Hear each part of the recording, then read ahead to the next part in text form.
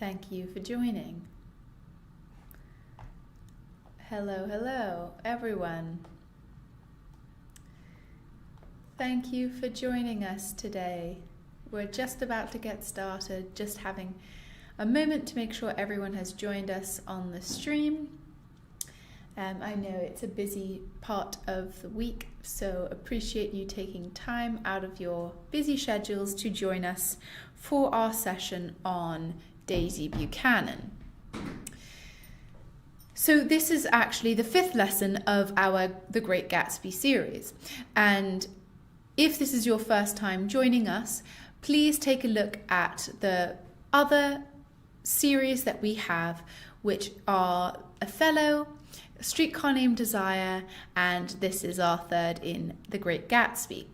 After this, across this year, we'll also be looking at The Handmaid's Tale, starting in the middle of April, and then we will be moving on to poetry in June.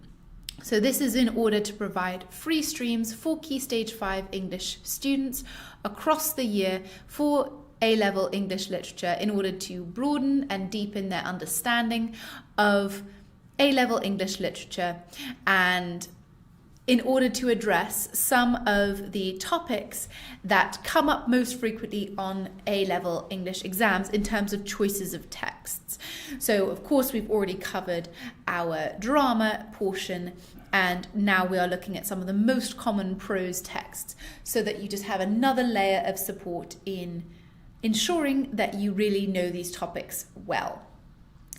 So, let's get started. And if you are new today, feel free to look back at the beginning of our The Great Gatsby series, because we've done an introduction to the context, we've done introduction to the plot and to the characters and themes, setting, genre, etc., as well as focused lessons on Nick Carraway, our narrator, and Jay Gatsby, the Great Gatsby himself.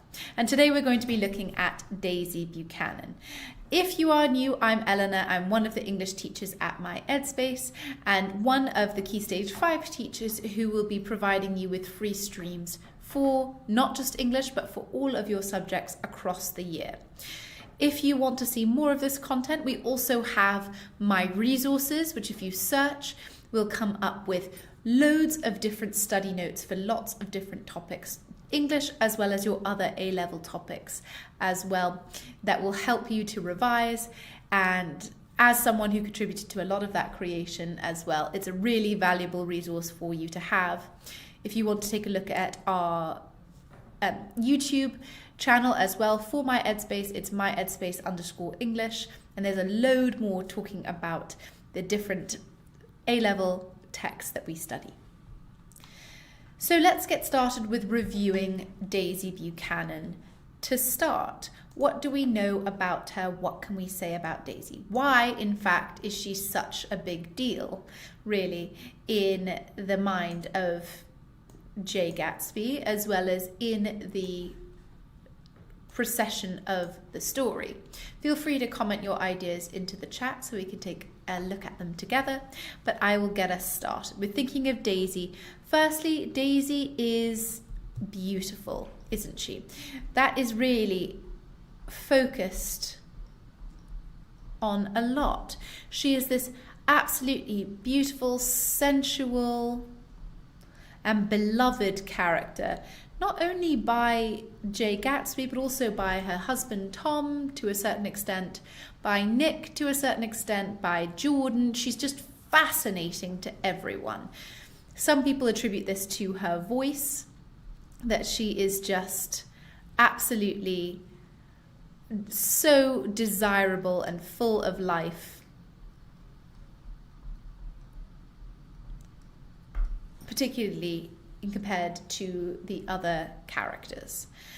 She's also, we can say, this character who is idealized, right? She's often, in fact, described as an idol. She's linked with gold and with white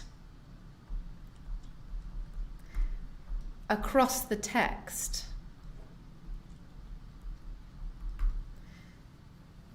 We think of her as this kind of perfection here. especially with Gatsby, because Gatsby spends so much time longing for her that it's almost as if his perception of her, as Nick says, goes beyond her. Hi Miranda, thank you for joining us. Lovely to see you again. Of course, we've also got her, we know her as having, to add to this idea of her white girlhood with Jordan, but also with, of course, Gatsby, as we later find out. Mohammed, thank you for joining us as well.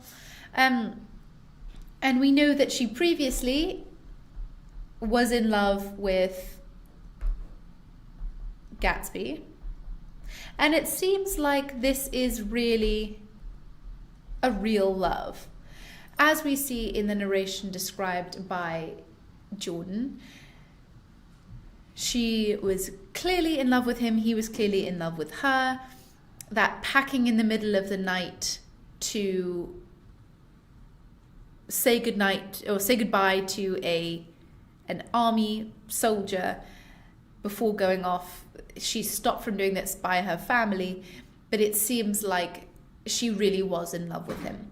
And it takes almost a year of being upset and heartbroken about him leaving. Remember, this is wartime, so it's also, at this point, difficult to say if he would come back.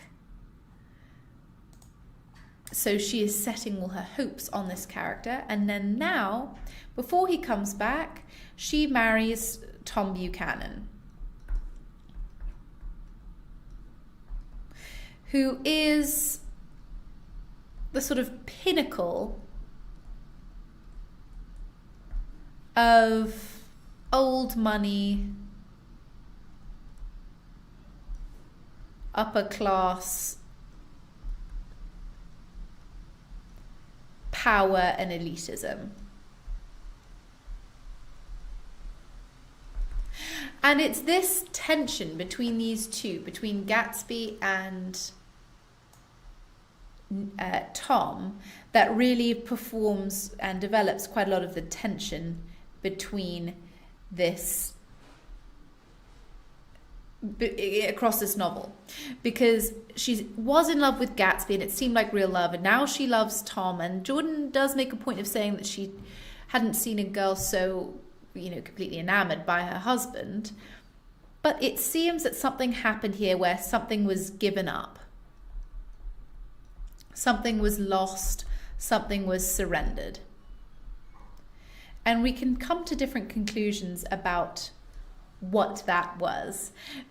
But it's worth thinking about this idea that something changed with Daisy and then she married Tom instead. And when she finds out that Gatsby is still alive, she obviously, and we're going to see it, has this absolute breakdown. And the day before her wedding, gets completely drunk and says, "Give them back. These are the pearls that Tom gives her." She wants to call off the wedding. And eventually she doesn't. And she marries Tom, and that's it. And that speaks to sort of another element of Daisy, which is her class.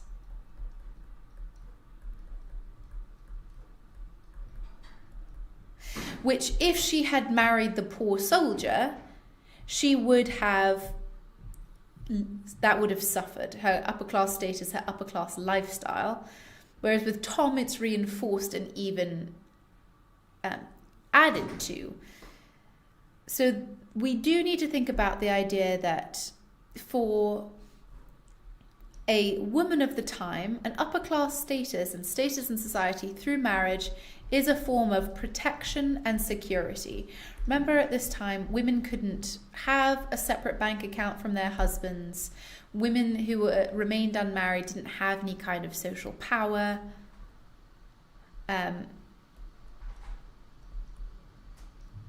So in a way, this is what Tom to Daisy represents. Whereas we can also think about this as, well, she gave up on love and something, whether that's greed or some kind of corruption, led her to make the wrong choice, and she later regrets it.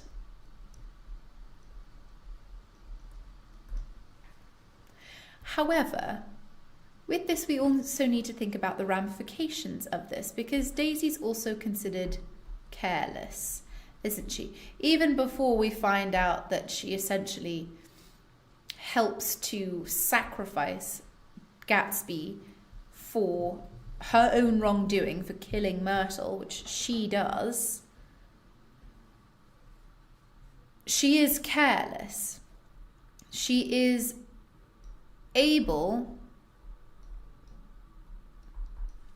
to kind of escape malign, escape stigma, escape any issues as a result of her class.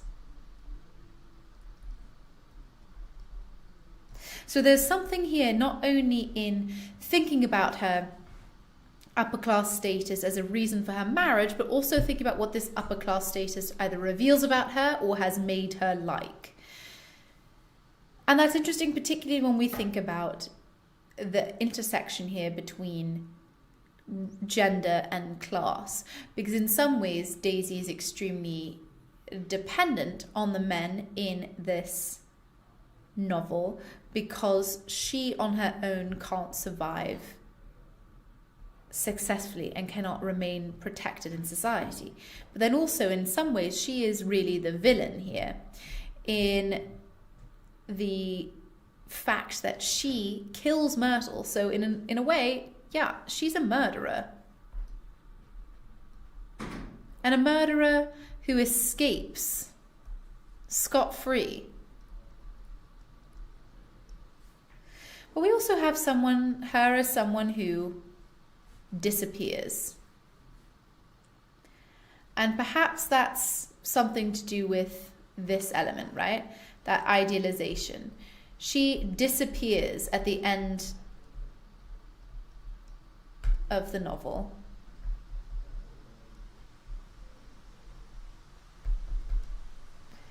And we don't see her in person until after the night of the murder, where she turns off the light. And we don't actually see her speaking after she is in the hotel in the confrontation between Gatsby and Tom. So we do need to consider something about the fact that she is perhaps silenced here, and that she is in a way vulnerable as well. With that, of course, then we can look at her name, can't we? Thinking about her name, Daisy. What is a daisy? It's a small white and yellow flower. Well, that makes sense with thinking about Daisy here, and the colours here, this idea of smallness, delicacy and fragility, as if she is something that is fragile and needs to be protected, but also perhaps that she is vulnerable in this society in the way that women were vulnerable in the 1920s. And then there's this Faye, which is her maiden name. And Fitzgerald is famously very interested in naming. And Faye is an interesting one to choose, because a Faye is a kind of fairy from folklore. And that's a two-part idea there. If we think about her as a fairy, we can think of her as then something again that is idealized, mythicized, magical.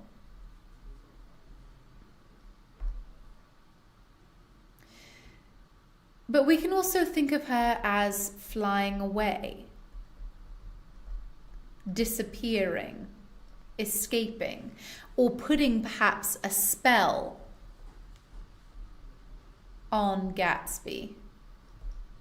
And that spell could be this same idea of the American dream that she represents, with this white and gold, this idealization, this yearning that's focused on her beauty, her belovedness, but also her carelessness. that she is able to destroy anything in her path, the pursuit of further riches and further protection and further money. So she could be considered a victim of the patriarchy. She could also be seen as a murderer who escapes any kind of conflict or any kind of issue. She also, if we think about her further with patriarchy, we can also consider her in contrast to characters like Jordan and Myrtle. Because Daisy is described as the golden girl, as the girl in the tall tower, in the white castle, the king's daughter, etc., which marks her as different than the other female characters here. And Fitzgerald puts quite a fine point on the fact that he can see and notices Nick can see the differences between Daisy and Jordan and between Daisy and Myrtle in their contrast, which suggests that perhaps this is showing different kinds of femininity or different presentations of women in a patriarchy, particularly in this new era of the new woman, as we spoke about in our previous lesson on context. So these are just some of the ideas we can talk about when we're thinking about Daisy Buchanan. And let's take a look at how she's initially presented, and feel free to put into the chat what stands out to you about this character and the initial presentation, particularly her first words in this novel and her first descriptions. Okay, so I'm going to put it in the chat what you'd like to speak about, or any questions as well that you have. So, the other girl, Daisy, made an attempt to rise. She leaned slightly forward with a conscientious expression. Then she laughed, an absurd, charming little laugh, and I laughed too and came forward into the room. I'm paralyzed with happiness. She laughed again, as if she had said something very witty, and held my hand for a moment, looking up into my face, promising that there was no one in the world she so much wanted to see. That was a way she had. She hinted in a murmur that the surname of the balancing girl was Baker. This is from a previous section where the other girl seems to be balancing something on the tip of her nose. She's not. It's just a description of the expression. I've heard it said that Daisy's murmur was only to make people lean toward her, an irrelevant criticism that made it no less charming. I looked back at my cousin, who began to ask me questions in her low, thrilling voice. It was the kind of voice that the ear follows up and down, as if each speech is an arrangement of notes that will never be played again. Her face was sad and lovely, with bright things in it, bright eyes and a bright, passionate mouth, but there was an excitement in her voice that people who cared for her found difficult to forget. A singing compulsion, a whispered listen, a promise that she had done gay, exciting things just a while since, and that there were gay, exciting things hovering in the next hour. Miranda, yes, that's absolutely right. We spoke about that in a previous lesson, that her prototype, the person Daisy was based on, was Fitzgerald's first love, who refused him because he was too poor. But similarly, his actual wife also initially refused to marry him if he could not support her. Okay, so what stands out to us here? There are quite a few things, so let's take a look. Firstly, we have this idea of her being called a girl, and this girl, Daisy.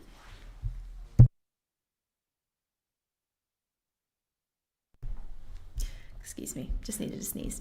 So this girl, Daisy. So though she's in her 20s, she's described as a girl, which speaks to a little bit this youthfulness, this vulnerability, this innocence of hers, that perhaps as well is a little bit ironic and perhaps a little bit infantilizing of her, because she is a woman, she's a mother and a wife and in her 20s person, but she's also seemingly described as extremely young. Sort of highlights initially the power dynamics between the girls and the men in these different dynamics. Then this, she made an attempt to rise. She leaned slightly forward with a conscientious expression. So this is what's polite in society at the time, is to stand up when someone comes into a room and welcome them or shake their hand, etc. And she makes an attempt and doesn't actually get, so she sort of leans forwards and then slumps back. And thus we can see this idea that she knows what is meant to be polite, and she sort of starts to do what is meant to be polite and then doesn't do it. And Miranda, interesting, you said a bit of a shallow attitude. Is this the attitude of Fitzgerald we're talking about, or Nick, or Daisy?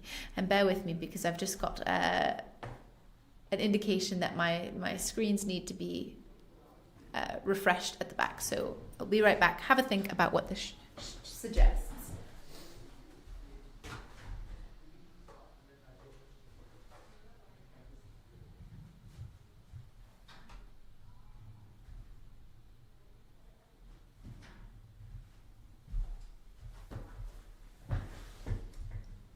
Okay. So, let's see. So this idea of she knows what's meant to be polite, but she is still rude and careless, but somehow manages to get away with it because of this charm to her.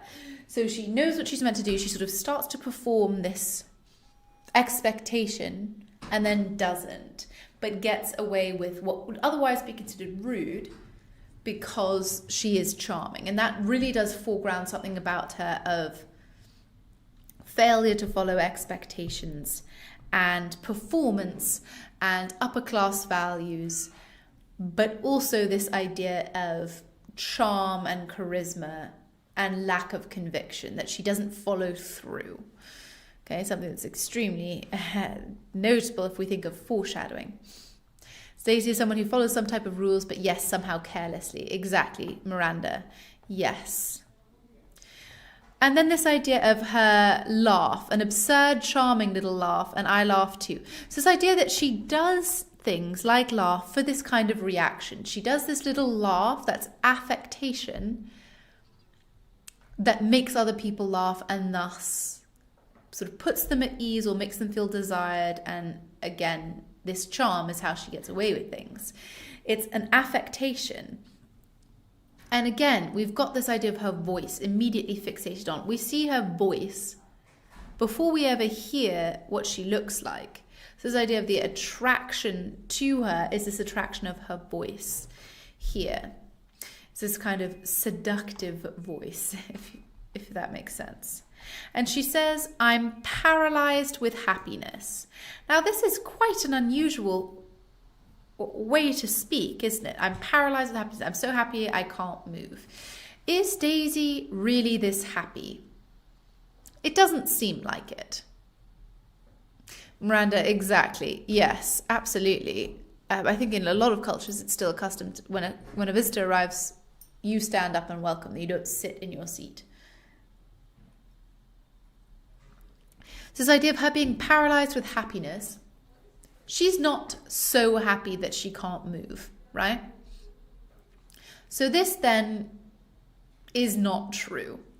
It's something that she says, or something that perhaps she feels like she is meant to feel, or that she's performing, which immediately suggests that this is some kind of facade. It's not actually felt. And this foreshadows, again, for the second time in this initial presentation, this idea of not following through. Now, we know at the crucial moment where Daisy is offered a chance to go off with Gatsby and to reject Tom and to live a different life, she doesn't do it. And it's revealed that she sort of never meant to really do it. Apologies, the screens are giving me an issue again. Hang on.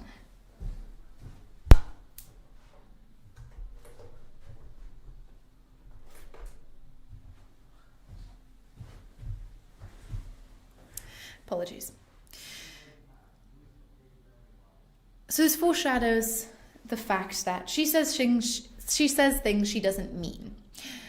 And if she's paralyzed with happiness, perhaps this is again her trying to fulfill this expectation of women at the time, that they're meant to be fulfilled and happy with this role of wife and mother. And she's not. She's unfulfilled, isn't she? She sort of is pretty indifferent in her role as a mother, and she is aware that her husband is having an affair behind her back. So there's an expectation that is something that seems doomed to fail from the beginning. And this then starts us off on this idea of thinking of Daisy as the embodiment of the American dream. Because it's the American dream, as we've seen, is something that's made to seem attractive, particularly in the pursuit. But it's extremely difficult to achieve. So then this point of hearing that the American dream, or this idea of the American dream as being this feeling of being paralyzed with happiness, but actually being extremely unfulfilled. Now, we don't think she's saying this in earnest, so this seems ironic to her and cynical. So it presents her as quite an ironic, sardonic character. And this perhaps then links her more closely with the 20s and with the modernist movements, because then we can consider this idea of the disillusionment with the world, whereas previously this would have been something that people would have said in earnest, but to the people in the 1920s, the young people, this would have been seen as extremely sort of corny and over the top. So again, perhaps she's performing as if she is this kind of divine actress. And notice that's another person that she fixates on at a party, is this idea of the fabulous young actress and her producer. So this idea, perhaps she feels a kind of identity with them. And then in this next part of the description, she laughed again as if she had said something very witty, and held my hand for a moment, looking up into my face, promising that there was no one in the world she so much wanted to see. That was a way she had. She hinted in a murmur the surname of the balancing girl was Baker. And then this part here. So here again, this idea of performance and performativity here is made to seem even more clear, because here we have Nick as narrator, which is something that would be unachievable with Gatsby as a narrator, showing the facade and being critical about this, as if she'd said something really very witty. She didn't. So she's laughing, and this makes her seem a little bit foolish. So again, perhaps connecting to this idea of her as a beautiful little fool, the way she wants her daughter to be. But also the idea that she is saying, again, things she doesn't mean. And looking up into my face, that idea of presenting her as this sort of small, vulnerable girl and fulfilling these expectations of this idealized woman who makes every man feel like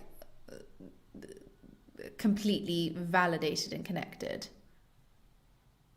Nick's description of her appearance quite vivid. His description of people is intense. Yes, Miranda, definitely it is. But it's interesting that comes after the description of her name, and we'll get even more to that in a moment. But again, promising there was no one in the world she so much wanted to see. It's just over the top, right? So again, this is an idea of performance, and it seems both slightly ironic as well as performative and even calculating, right? And the fact that Daisy's murmur, people have spoken about Daisy and described her murmur just so people would lean into her. So this idea that, okay, yes, it's still a charming affectation, but we now think of this idea of her voice as seductive, which perhaps, again, prefigures the description of her voice as full of money and makes her voice then seem siren-like. And if you're familiar with Greek mythology at all, then you might know the sirens, who were these mythical creatures who were women who sang and lured sailors to their deaths. So then her voice, which is next described as musical and thrilling, as notes that will never be played again. So this idea of temporality as well, of shortness of time and musicality, makes it seem enchanting, almost spell-like. So it is like Daisy, and if her voice is full of money, the American dream as this seductive voice. But if we consider what the sirens were singing for, it's this idea that it led to men's destruction. So this hint at future tragedy, but that it also lacks this sincerity and conviction, because the sirens weren't singing out of true love, but rather in a calculating way in order to cause deaths. And interesting in the juxtaposition as well, her face was sad and lovely with bright things in it, bright eyes and a bright, passionate mouth. So this idea of sadness and brightness all at once, or there being an attraction in the sadness of her face, that also again speaks to this future tragedy and sort of pulls off the veneer of this paralyzed with happiness. You would think that a character who's being described as saying paralyzed with happiness, that they would have a happy face, but it says that she has a sad face with bright things in it. So this idea then of light and brightness connected with Daisy. Bright eyes, bright passionate mouth. Again, quite a youthful description here. Quite a sensual description here as well.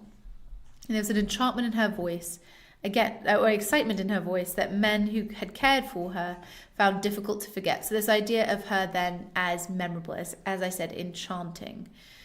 A singing compulsion, a whispered listen, a promise that she'd done gay, exciting things just a while since, and there were gay, exciting things hovering in the next hour. So this idea then of potential and excitement, a compulsion, that word compulsion, it's like acting on a whim. So then again, we have this suspicion of thinking of her as someone who does things on a whim, says things she doesn't mean, promises things that won't come true. This idea of things hovering in the next hour, being difficult to forget. This idea that she is this almost untouchable, inaccessible beauty and pinnacle, very much like the American dream. But also through Nick, we are now suspicious of it because of these kind of undercuts in the, as if she had said something very witty, these idea of the promisings, and then I've heard it said. There's the idea that we're undercutting that absolute taken in that Gatsby and perhaps Tom also experience when speaking to Daisy. Any questions, feel free to put it in the chat. How you imagine rich people somehow perform these roles, perhaps bask in their fame, comes from movies. Miranda, yeah. And remember, this is the beginning of movies and cinemas and things as well. So this idea perhaps that this is quite reflective of a zeitgeist that was interested in these kind of cinematic performances as well. And then let's look at some arguments to do with Daisy, shall we? Where we think about her characterization and how we can talk about her in a couple of different ways here. So this is thinking about her as the idealized and idolized epitome or the peak of traditional gender expectations here. For example, Fitzgerald describing that Daisy and Jordan lay upon an enormous couch like silver idols weighing down their own white dresses against the singing breeze of the fans. So this is really interesting immediately because they're lying on this couch. So they're like these kind of Greek goddesses or sort of unreal, unhuman images here. They're very picturesque. And then they're described as idols. What's an idol? An idol is meant to be a false god or something that people pray to. In the monotheistic religions, particularly, an idol has negative connotations. So if we're thinking about Judaism, Christianity, and Islam, idols are a negatively connotated word because idols in the Old Testament, for example, were punished. The worship of idols was punished by expulsion, etc., because it was viewed as you're not focusing on and praying towards and worshipping appropriately the real God.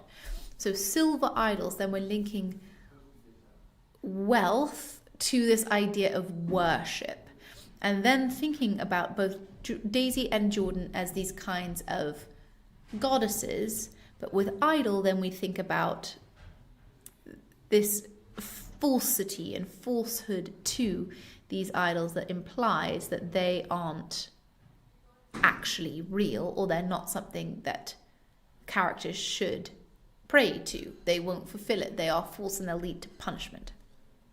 We also have this idea of their white dresses, white signifying purity, innocence, idealization, beauty standards, unblemished, virginity, all these ideas here.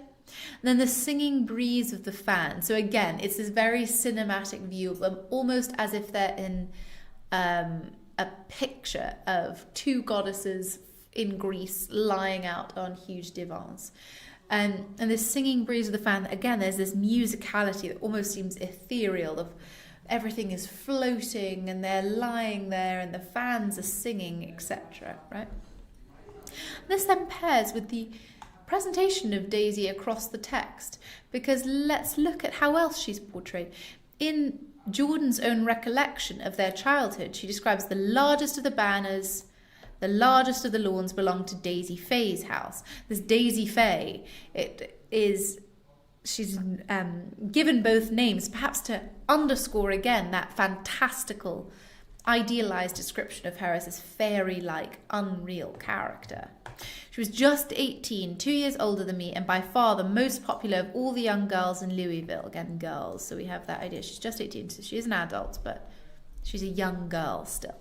She dressed in white and had a little white roadster, and all day long, the telephone rang in her house.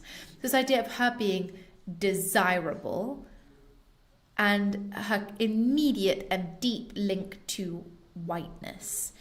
Now, some of this can even be linked as far as Tom's obsession with race and his racist ideology, but more closely it can be linked to this idea of, again, idealization, purity, innocence, virtue, expectations that make her seem perfect. She is perfect, she is idealized, she is beloved, she has everything, the largest of everything, and she has everything to hand for her.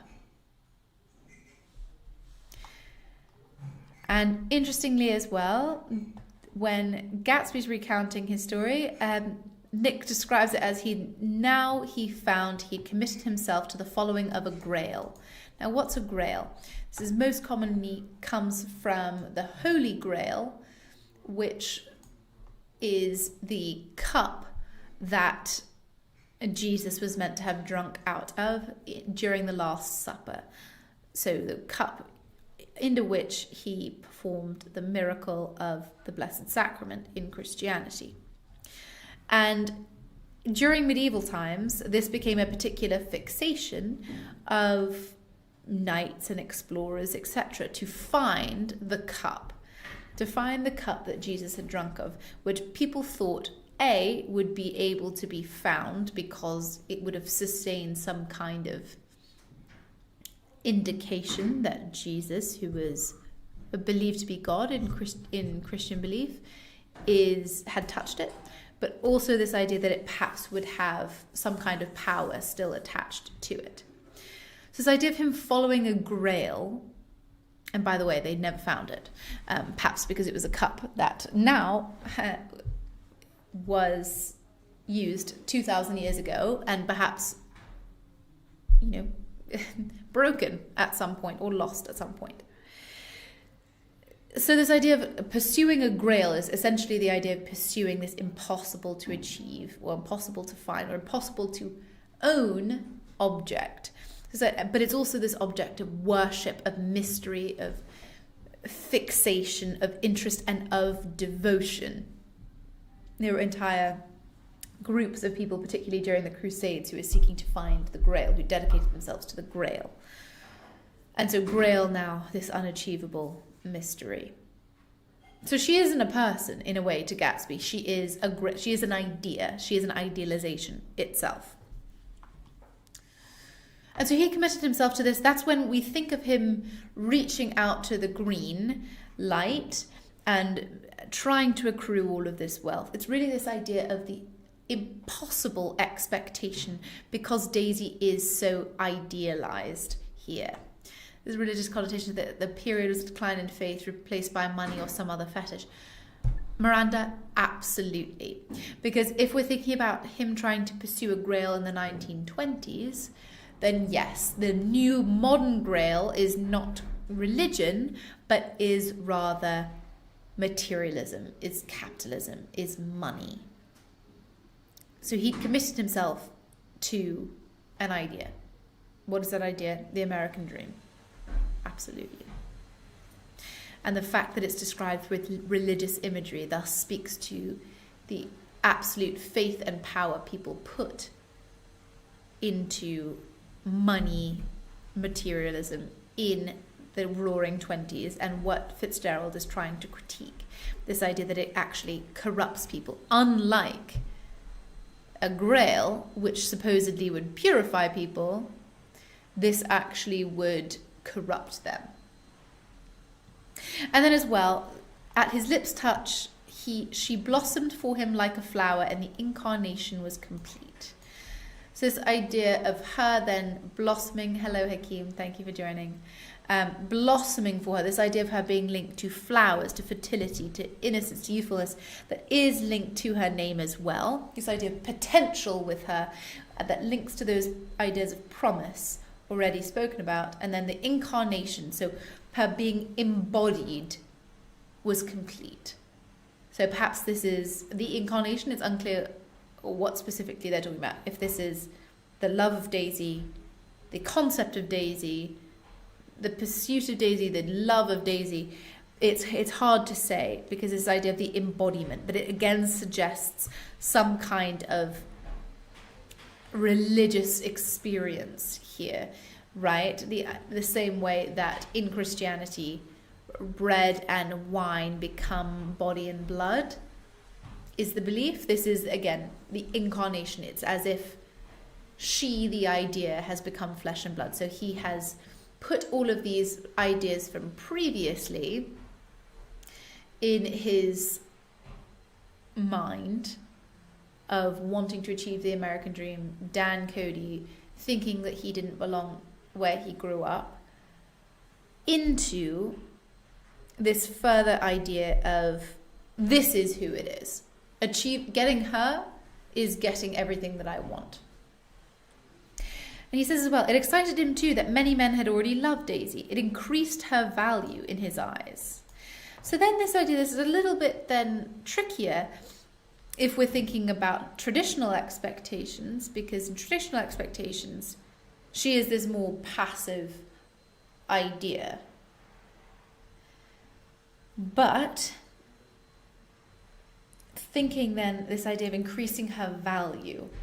So this idea that she is desirable, even if she's still, virginal, that she's desirable, then adds her value, this idea of supply and demand. So literally marketing in economic terms then, being put into Daisy as a character and as a concept, much more closely aligns her with the American dream. When Nick says, she's got an indiscreet voice, I remarked. It's full of... I hesitated. Her voice is full of money, he said suddenly. That was it. I'd never understood before. It was full of money. It was that inexhaustible charm that rose and fell in it, the jingle of it, the cymbal song of it. High in a white palace, the king's daughter, the golden girl. Are they talking about Gatsby? Miranda, it increased her value in his eyes is Gatsby, yes. And her voice is full of money is also Gatsby speaking.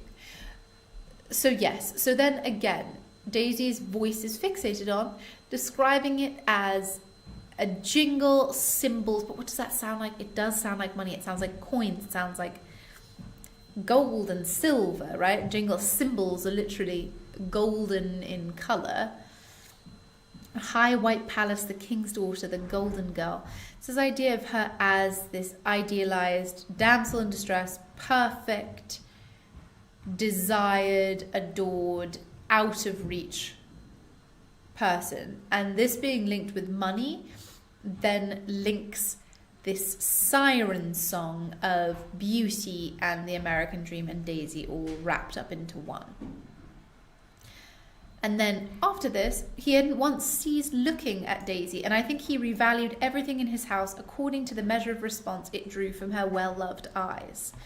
Sometimes, too, he stared around at his possessions in a dazed way, as though her actual and astounding presence, none of it was any longer real. Once he nearly toppled down a flight of stairs.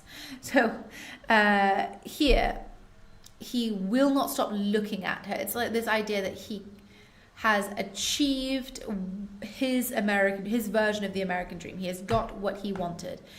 And everything in his house, he has now reevaluating based on how much she likes it. And this idea of value then, and presence, then speaking to this idea that all of this value is then not fixed. It's subjective, right? So he has pursued all of this following the idea that it is objective, that everything has an objective value. But Daisy has a different conception of things, partly to do with her class, and this speaks to, again, the disposability as well as this interest in materialism, that they absolutely all are completely engrossed and excited and defined by their possessions. Then also, if we see almost how he's looking through her eyes at things now, we see this idea of him falling again into her enchantment, of seeing things her way and thus reevaluating everything. And Miranda, it seems they all just became money, materialism oriented and lost themselves in pursuing it. Yes, absolutely. He completely loses his own conception of their value when she likes something or doesn't like it. So there's a drawing idea of eyes again together, this idea of looking at things, of understanding things, is all subjective, is all, he's looking through her lens, which is greed and corruption and money and class. He can now see things differently. And this affects him to such an extent that he can almost not see anything around him. So then her gaze is very short-sighted, right? Her gaze actually almost puts him into harm, because he almost falls down a flight of stairs because he's so fixated on her. And Parkinson says, in his fiction, all his fiction, women characters are decorative characters of seemingly fragile beauty. So we do have that idea of fragility and decoration linked to Daisy, definitely. And Thomas Samuels, her siren's voice was merely full of money. This is again linking her to a siren from Greek mythology. Person says, seems able to transform the material world into some ephemeral dreamland. So this is her effect on Gatsby and her effect on people who believe in the American dream, is that the material world becomes this kind of amazing, fantastical thing that they long to have, even if it's ephemeral. They can't grasp onto it. And Ebel says, Daisy moves away from actuality into an idea existing in Gatsby's mind. This is the idea that she takes on more than she is to him, as described later when he says he adds feathers, etc., to the concept of her that he has. So he embellishes it. So she becomes this an idea and no longer a person. Differently, and feel free to pop any questions you have in the chat, we can consider Daisy as the epitome of the carelessness and cruelty of the upper class. When we think about women in the plays, it's definitely important to talk about gender, particularly through a feminist lens. But it's also interesting to think about them with their class. And we did this a bit with Stella and Blanche, and we also did this with Desdemona, where we thought, what does their class offer them that makes them actually in a way, have power over other characters. And here, Daisy isn't even in this first quotation, but here, sometime toward midnight, Tom Buchanan and Mrs. Wilson stood face-to-face discussing in impassioned voices whether Mrs. Wilson had any right to mention Daisy's name. "Daisy, Daisy, Daisy," shouted Mrs. Wilson. "I'll say it whenever I want to. Daisy, Making a short, deft movement, Tom Buchanan broke her nose with his open hand. Extremely interesting quotation to think about with Daisy, because this suggests that Daisy is this golden girl in a white palace, etc., because she is protected. And when we think about class, white upper class women particularly are the most protected in a way by societal hierarchy, because they are made to seem as this damsel in distress, or as someone who should be removed from, and that is harmful in its own way, by infantilizing and pacifying and refusing agency to those women. But they are protected, and other people experience violence in order to maintain their protection. And it's interesting that Tom Buchanan, who in a way doesn't do anything for Daisy's reputation because he has affairs, for example, protects Daisy's name from his own lover to the extent of violence. And this argument whether Mrs. Wilson had any right to mention Daisy's name, this is the idea that Daisy is too elite in society to have Myrtle Wilson speak about her. So Daisy should be protected, in other words, in Tom's mind, from Mrs. Wilson speaking about her. Because if Mrs. Wilson is speaking about her, then Daisy is not in this protected, idealized, stainless state, but rather dragged down with the rest of everyone. So this idea that she doesn't have a right to mention Daisy's name speaks to this fact that Daisy is powerful in a way, because when people do say her name who shouldn't, they are punished with violence. So the enemies or the people who malign Daisy or who seek to harm Daisy are met with violence. Maeve Gatsby fully absorbed the materialistic world. Daisy was some kind of rescue, something pure he hoped was left in him or her. Miranda, that's an interesting argument for sure. Yeah, absolutely, and would definitely contrast with this. And again, this idea of full of money, that all of her charm, I'm looking at this quotation in a different way now, is the power that money gives her. That it is this siren song that will cause harm to the people who follow it or are seduced by it. And Gatsby understands this, which again prefigures his own destruction by it. And in a way, Nick's as well, because he is disillusioned as well. Because Daisy is careless and cruel. She uses her voice to control and manipulate people and to be affected. And by that I mean have affectations, be fake and cynical, but get away with it. And we can see this as well because look at what Daisy does. They say they saw that her left breast was swinging loose like a flap. There was no need to listen for the heart beneath. So Myrtle runs out into the road. Daisy is driving. She's, as Gatsby said, she was very shaken up. She thought driving would calm her. Myrtle runs out into the road. Daisy hits her, killing her instantly, and then keeps going and doesn't stop. And doesn't take ownership, doesn't take responsibility, doesn't try and help Myrtle at all, hit and run. And this does, we don't ever know, but it does seem like Daisy might have known it was Myrtle and might have known it was Tom's mistress and hit her. And even if she didn't, she still killed someone and got away with it and doesn't care. And she killed a woman extremely violently. And it seems like, in a way, Daisy is kind of punishing the more sexually active, less protected Myrtle, right? This is the second time that Myrtle has come to violence as a result of Daisy wanting her way, really, and wanting protection, or wanting whatever it is that she wants. And this continues because Nick asks, was Daisy driving? And Gatsby admits, yes, he said after a moment, but of course I'll say I was.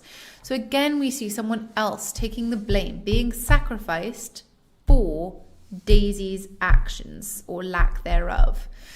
And this idea of course I'll say I was, speaks to the fact that this is accepted in society, that there is an unspoken acceptance of the fact that Daisy is protected and Myrtle can be sacrificed, and Gatsby can be sacrificed, and Wilson can be sacrificed, but as long as Daisy is protected. And the fact that we know that this doesn't go out any further, right? Because Nick and Gatsby don't say anything, and Daisy appears to get away with it. And this happens because, again, Gatsby is then killed as a result, semi-indirect, but as a result of Daisy's actions. Daisy kills Myrtle. Gatsby takes the blame, saying he was driving. Tom tells George Wilson, in order to get George Wilson to stop threatening him and Daisy, says that Gatsby did it, Gatsby is killed, and George Wilson kills himself. So everyone else is hurt. People who are innocent get blamed for things they didn't do and killed for things they didn't do. And Daisy, half an hour after we found him, but they'd gone away early that afternoon and taken baggage with them. So they can tell that something is going to come to pass here. They tell Wilson, knowing that he's on the warpath and going to kill someone, whoever it is who killed Myrtle. They say it's Gatsby on purpose as a sacrifice, and they leave even before everything finished. So they also get to escape the guilt of it, right? And any connection to it, because they've left earlier that afternoon and taken baggage with them, which means they're not coming back. But of course, that means they've still taken their possessions with them. So that's more important than seemingly an innocent man's life. And this is towards the end, the last chapter. It was all very careless and confused. They were careless people, Tom and Daisy. They smashed things up and creatures and then retreated back into their money or their vast carelessness or whatever it was that kept them together and let other people clean up the mess they had made. So this then, even though at certain extents in the novel we feel sympathetic to Daisy and her situation, she is also being tarred with the same brush as Tom here, because she is complicit to the extent that Tom is. She knows that Gatsby is being sacrificed. It's her fault. They smash up things and they retreat back, and they don't care enough to take responsibility. So Fitzgerald here is really critiquing the unfairness of a society in which some people make a mess and other people have to clean it. And the rigidity of that class system is continuously harmful to a certain group, right? To the working classes. Bewley, in terms of thinking about this same argument, says Daisy has monstrous moral indifference and vicious emptiness. What a statement, right? To put in the chat if you agree or disagree with this. The idea that she just doesn't care and is empty of any feeling of empathy, lost love for Gatsby. It's just about her and what she wants. And Mandel says Tom and Daisy are royalty, completely insulated and distanced from ordinary human concerns. It's this idea of utter protection from them that even stems to this idea of them being associated with people who they wouldn't want to be associated with. And from ordinary human concerns suggests that they are almost inhuman in their distance from consequences and from the rest of humanity. It's really highlighting the class differences there. After that, we could think about Daisy as trapped in a way, so really more as a victim by the hypocrisy and rigid control of the patriarchy. So her doom to fail, this expectation of the patriarch, of her being idealized and perfect all the time. Let's see. There must have been moments, even that afternoon, where Daisy tumbled short of his dreams. Not through her own fault, but because of the colossal vitality of his illusion. It had gone beyond her, beyond everything. So this idea that Gatsby, in a way, is disappointed when he finally gets Daisy. And surely the audience, us the readers, would think, how could he be disappointed? But it's this idea that he has idealized her to the point that she no longer is human for him. So she cannot possibly fulfill every expectation he has. And thus, that they cannot be happy. And so she is being actually put in an unfair position here, in that she can never reach the expectation he wants of her. And that's not fair. Tom says, I wonder where in the devil he met Daisy. By God, I may be old-fashioned in my ideas, but women run around too much these days to suit me. They meet all kinds of crazy fish. That they means, crazy, odd people. So here, this idea of Tom then judging Daisy, saying he might be old-fashioned, etc., but he thinks they run around too much. So this idea that her associating with Gatsby at any point, even if he is at the time an army officer, and so then completely appropriate for her to be socializing with at that time, especially with what he's told her. This idea of them running around too much. So she can't actually have any agency then as well, right?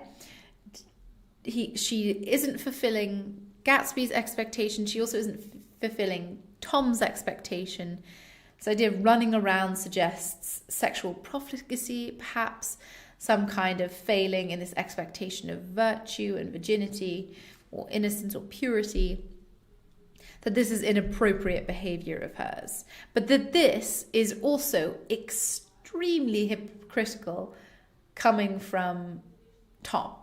Because Tom is currently having an affair with someone, and this is not the first time. So him saying someone else is running around is extremely hypocritical. And also this idea that he associates himself with loads of different kinds of unusual people through Myrtle, as shown through the house party he has with her. The next quotation is in the confrontation scene between Tom and Gatsby, when Gatsby says, she never loved you, she only loved me, I'm taking her away now. And already we can see how two men here are deciding the fate of a woman and kind of arguing over who gets her. We should actually be speaking to her, right? She should be giving her voice. Tom saying, sit down, Daisy. Tom's voice groped unsuccessfully for the paternal note. What's been going on? I want to hear all about it. This idea that Tom feels that he deserves information, even though, again, he is not feeling the need to give that information of his own volition. So he is perfectly happy to keep secrets from Daisy, but he doesn't feel she has a right to keep secrets from him. He also is ordering her what to do. And this idea of her sitting down immediately sort of establishes a power dynamic in their positioning as well, doesn't it? Where he wants her sort of down and in his control again. And then he speaks to her with a paternal note. So he's trying to speak to her like a father here, which again, that speaks to the power dynamic between them, in that he's sort of telling her off like a father would. He's her husband. Why is he able to speak to her like this? This control of the patriarchy means that Daisy sort of has to submit to this complex role of part wife, part daughter here, which perhaps is why she aligns so much with her young daughter, Pammy, when she says, I hope she'll be a beautiful little fool. That's the best thing a girl can be. They all seem so empty. Yes, they lack something. That they're empty because of the fact they're rich, because of materialism isn't filling that hole for them, Miranda. Yeah. This is then Jordan describing what happened when Daisy was younger and the backstory with Gatsby. And Daisy, of course, has this breakdown, and clearly she's realized that Gatsby is still alive and still loves her, and she wants to call off the wedding. And then Jordan says, half an hour later, when we walked out of the room, the pearls were around her neck and the incident was over. Next day at 5 o'clock, she married Tom Buchanan without so much as a shiver. So half an hour before this, she is crying so hard that Jordan needs Daisy's mother's maid to help Daisy get into the bath and get her sorted out. But this idea of she's calm, she's sensible, and the pearls around her neck. The pearls that she took off and said, give these back to whoever they are. Pearls, white, necklace. This idea of a kind of collar or control over her, this kind of restriction, right? Because it's not a ring, which is not as common necessarily, rings for engagement at the time. It was just generally a piece of jewellery. This idea of this white necklace that speaks to this kind of silencing and control and appearance, because pearl necklaces were very much aligned with upper class beauty and fashion standards. This idea that when she rips the pearl necklace off and throws it in the bin, she's rejecting the materialism, because remember it says they were worth, I think, something like $50,000 or something, those pearls. So her ripping them off is this rejection of materialism, rejection of the control of the patriarchy, etc. But when she actually sobers up, pearls go back on.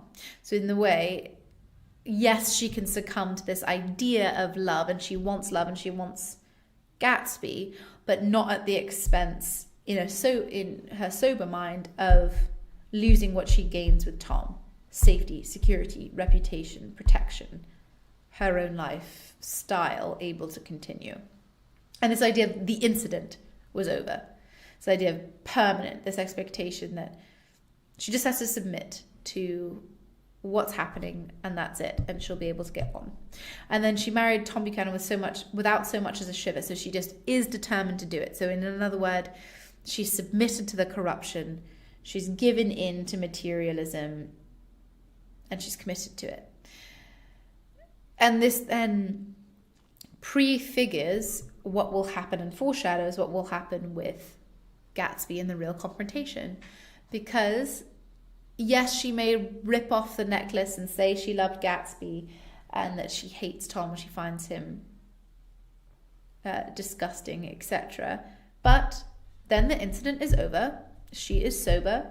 She realizes that either she can sacrifice everything she has for love, or she can sacrifice love for everything she has. And she makes that same choice again of Tom without a shiver. She goes away without saying goodbye to Gatsby. She turns off the light, walks away from the window, and betrays him.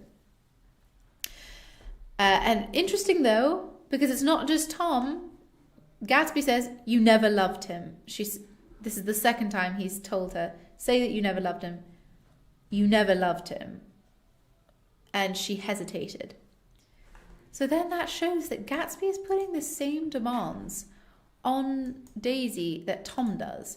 So then means that she's not just trapped by Tom the character, she's trapped by the problem that is patriarchy across. Conflict of mind, still materialism won over. Yes, which speaks to the corruption as well as the position of women in the society at the time, Miranda, absolutely. Her eyes fell on Jordan and me with a sort of appeal, as though she realised at last what she was doing, and as though she had never all along intended on doing anything at all. But it was done now. It was too late. I never loved him, she said with perceptible reluctance. So this idea then that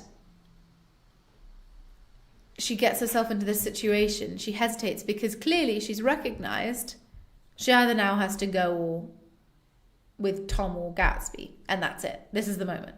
Choose which one. And she hesitates because Gatsby is demanding the same level of submission as Tom is. And she wants help. She looks to Jordan and Nick for some kind of help. And again, is she playing that kind of performative character, damsel in distress, king's daughter kind of thing? Maybe.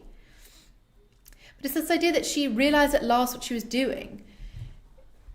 This is all seemingly then burst the facade. And that up until now, it was just an idea, it was just a fancy, etc. It wasn't actually that she meant it the same way that Gatsby did. And as though she'd never all along intended doing anything at all. And the phrasing there really emphasises the fact that yes, she might have had a little affair with Gatsby, which was she going to blow up her entire life for Gatsby? No, never. She didn't do it the one time. She won't do it this time. And this idea that she feels like she has to say what Gatsby is demanding that she says, but she's reluctant. So this idea, again, that she feels these confines and control of the patriarchy, but she sort of has to submit to it.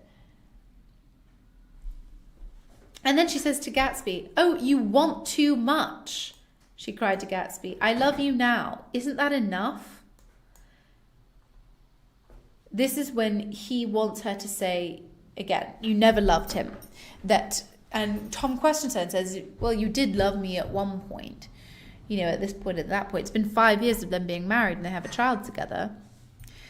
But Gatsby wants all or nothing. He wants, as Nick says, nothing more than for her to say she never ever loved him and to basically go back in time to 5 years ago.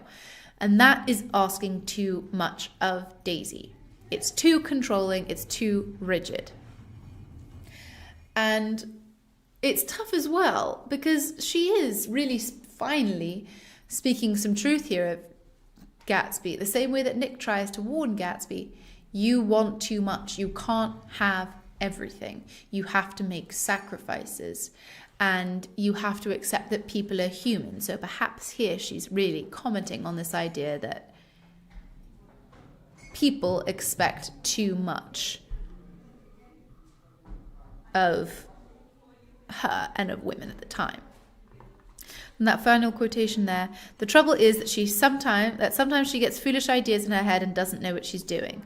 Once in a while I go off on a spree and make a fool of myself, but I always come back and in my heart I love her all the time. This is Tom then trying to say why Gatsby will never win Daisy over. And why Daisy will never leave him. It's because, as he says, and this is extremely hypocritical and demeaning language of, she gets foolish ideas, so she is infantilizing her, isn't he? She does some stupid things and she doesn't realize what she's doing. She might do, but he is not giving her that benefit of the doubt. So again, we can see that extreme power dynamic there, as well as this idea of women being infantilized in a patriarchy and made to act like they don't know what they're talking about. So devaluing their feelings and not speaking about them as equal adults. And then in the same breath, saying that he can go off and make a fool of himself, so go and have affairs, but he always comes back. So this idea that it's the expectation that she's always meant to forgive him then. He always comes back to her, so she's meant to wait for him the whole time, but she is not allowed to have the same kind of affairs. In my heart, I love her all the time. Again, extremely hypocritical. It doesn't really seem like they're in a loving relationship anymore. But this idea that Tom says these things so that he can retain this control over Daisy.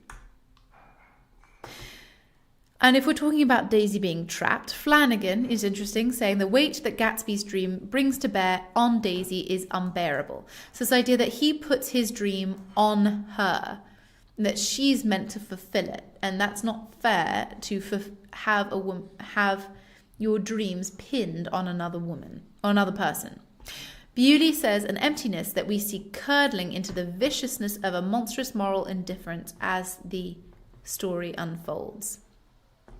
This is interesting, thinking about Daisy as trapped. This emptiness becomes indifference then. And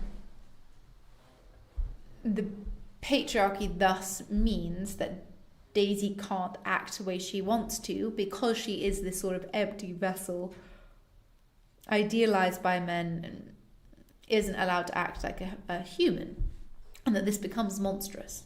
And Parkinson says that Daisy is only allowed to exist in the images men create of her. And notice he doesn't say the images Tom or Gatsby or Nick create of her, because all three of those do idealize her.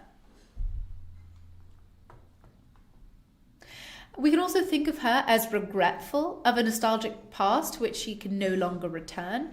For example, embodied in the character of her daughter, who we only see extremely briefly across the text.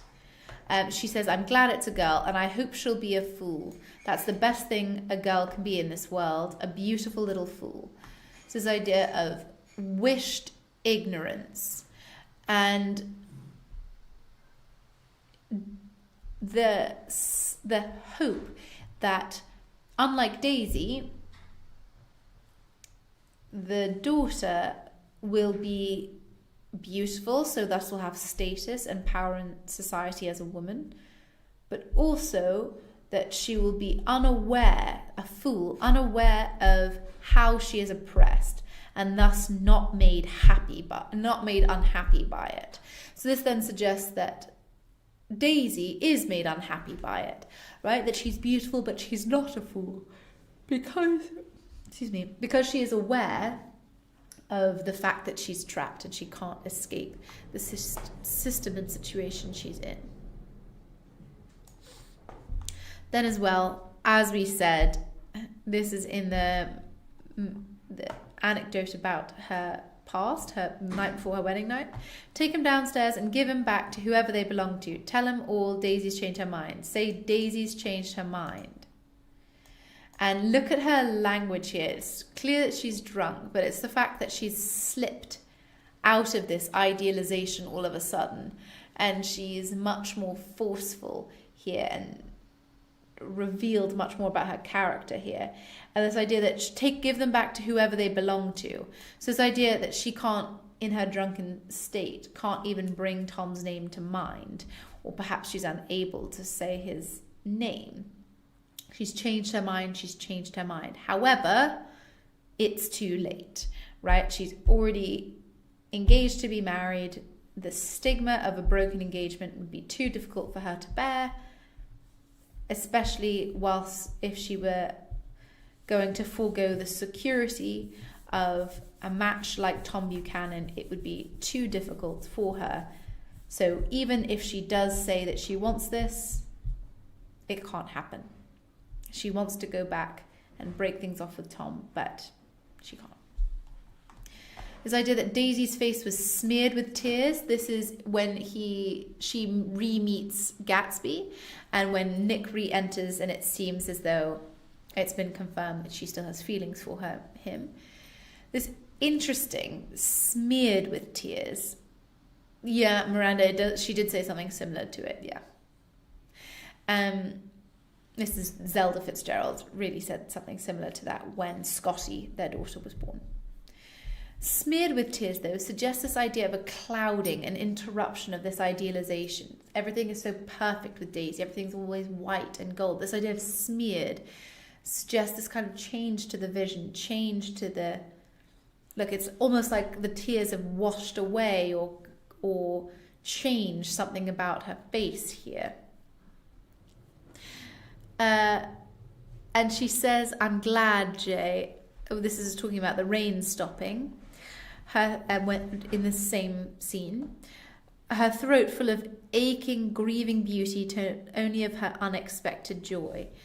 So this idea that she is full of emotion here, and this is a grief for a past that she can no longer have.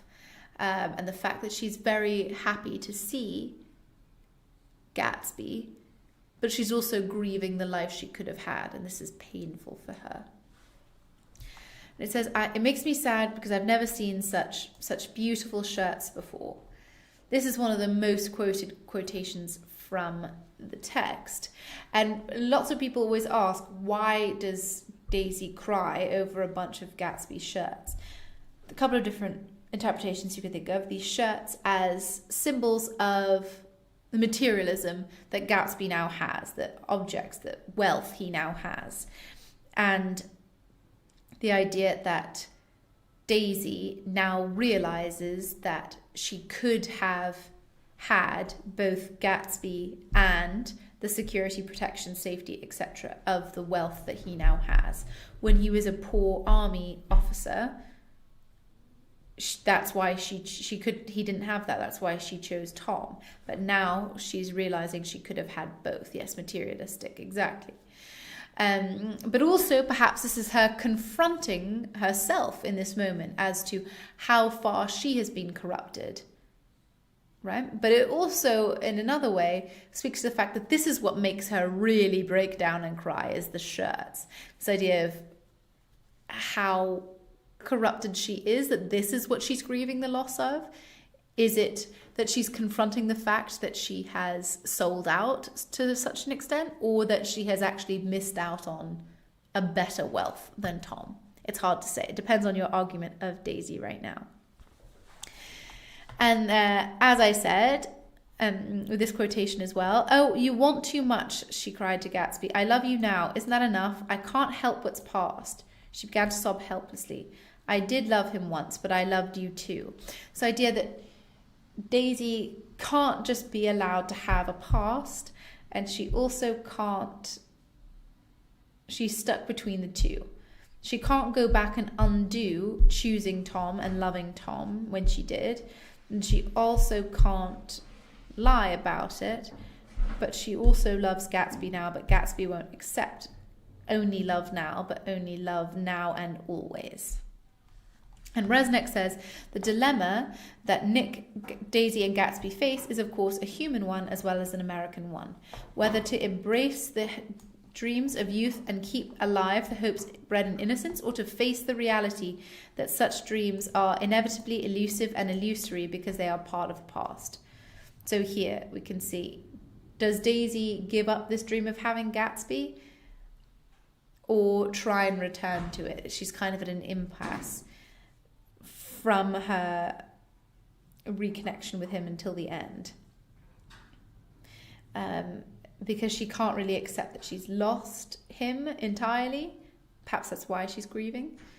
But also she can't just go back to the way things were because it was 5 years ago.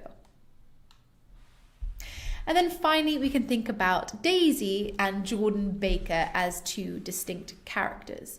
With Jordan Baker perhaps constructed as a foil to Daisy to highlight the new emerging archetype of the new woman who was a flapper, who was more independent, who perhaps had more of a career, who perhaps had more of a social life separate from the kind of chaperones and staid conservatism of the war times.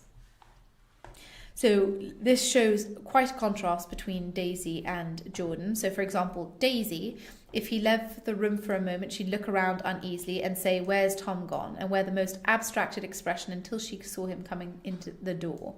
She used to sit on the sand with his head in her lap by the hour, rubbing her fingers over his eyes and looking at him with unfathomable delight. So this idea that when she's married, this is her coming back after her honeymoon, it's like she can't exist without him. She can't even continue a conversation, and she's not at ease without him there. It speaks to her dependence on him.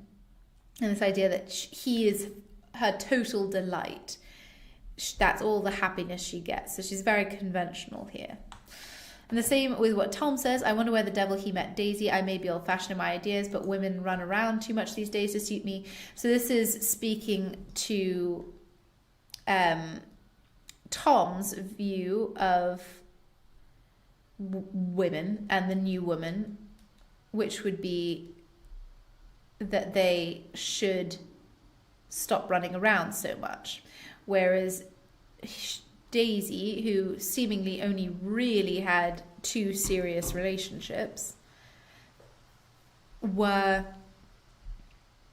running around too much. Whereas Jordan, who is single and running around with loads of people, and as Nick says at one point, could have been engaged to any of 5 people at the time, this is actually much more to the extent of the new woman. So this tension between convention and this newer idea.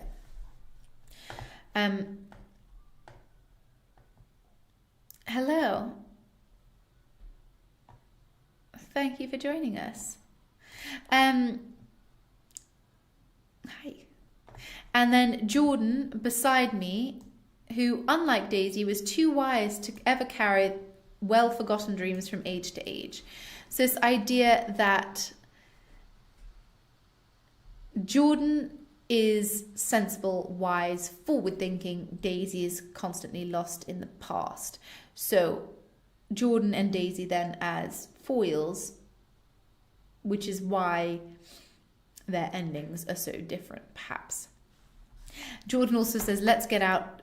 Whisper Jordan. Remember, she is someone who is very much part of Gatsby's social circle, in that she has gone to lots of his parties, whereas Daisy's only gone to the one. And she sort of surrounds herself with quite a more unconventional crowd. And when they're having conversation, wasteful and inappropriate half hour, this is much too polite for me. So she's a bit more radical. She's a bit more liberal. She's a bit more open to unconventional ideas.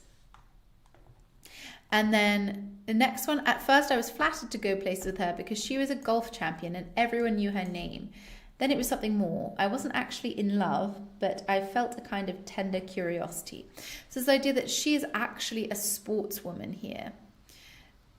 She is a celebrity in this new era of celebrities, and she is successful off her own back, so in her own talents. And this is something that, again, is unusual.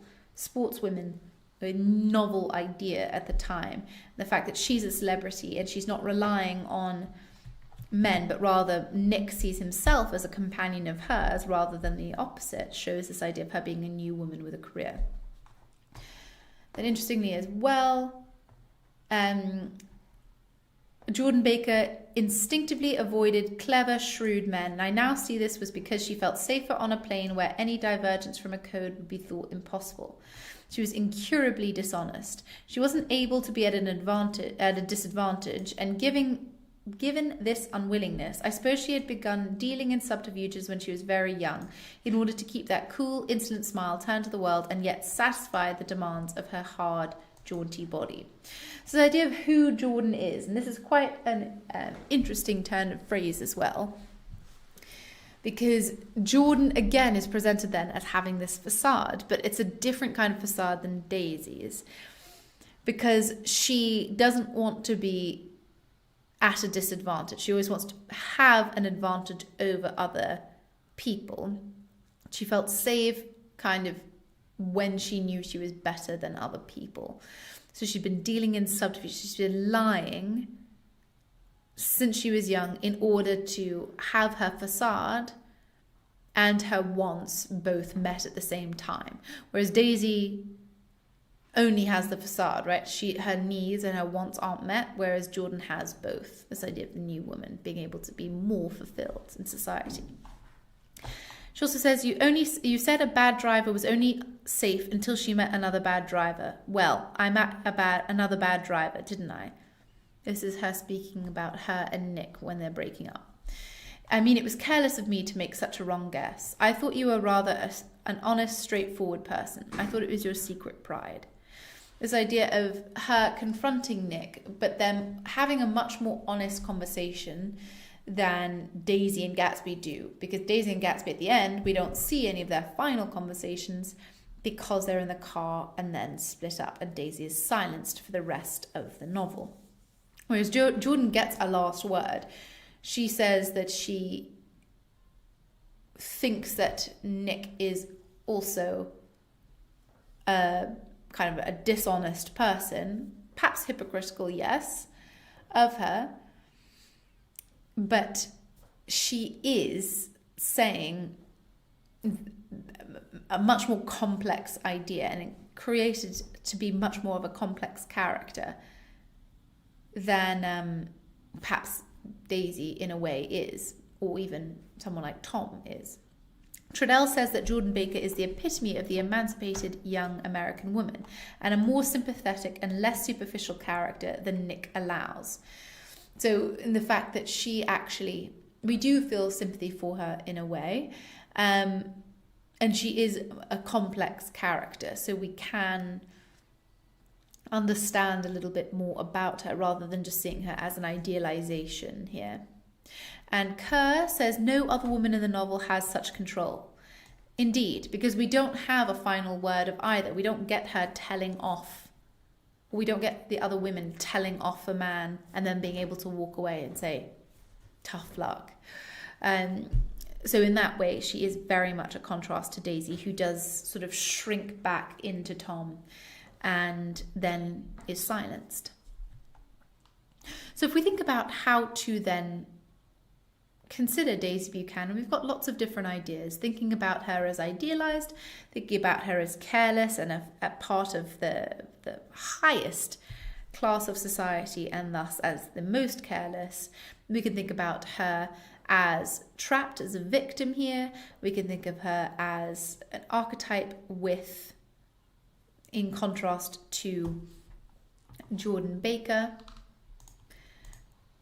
And we can also think of her as considering her ending and the fact that she is silenced at the end of the play. And that will give us a lot to cover in an essay, but hopefully gives you some more ideas to consider when you're thinking about how to tackle the character of Daisy, whether it's in coursework or in a set text. I hope this has been helpful for you. This actually brings us to the end of our lesson, but we will be here next week as well, taking a look at some theme ideas for the next couple of lessons. So feel free to join us from 6:50 to 8:20, or perhaps a little bit over as we have done today, in order to join us for more study together. And I hope you found this helpful, and see you next time. Bye for now. Bye.